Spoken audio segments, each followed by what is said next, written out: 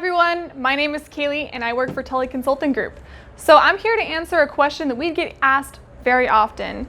What do we do here at Tully Group? Well, hopefully I can help you answer that.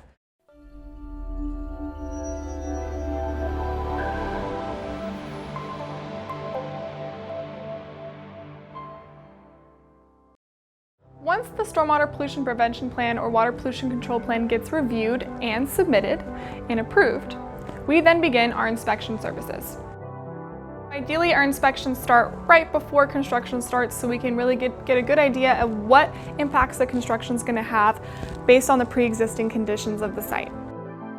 We are required to provide weekly stormwater inspections, where our inspectors will go out to the site, they will walk the entire site, take pictures along the way, talk with the people on site, talk with the contractors on site, to get involved and know what's going on and see what's happening. We make specific recommendations to that contractor after walking the site, understanding what's going on, to make sure that they're following the stormwater management regulations. That is our weekly inspection. We also perform the pre, during, and post-storm inspection.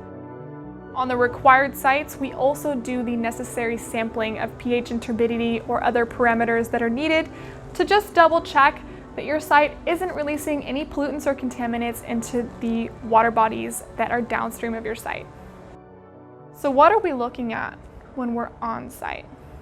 When we're on site, we're looking for things like uncovered stockpiles, which when it rains, it could take that stockpile and move those materials downstream.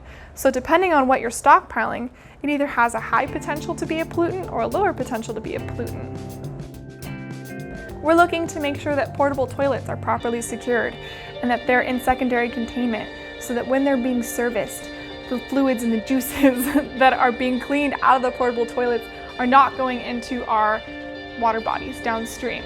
Pretty gross, but very important.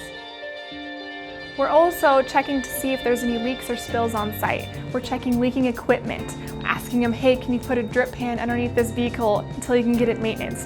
Can you make sure you clean up the spill so that it doesn't pollute our waterways or pollute our groundwater?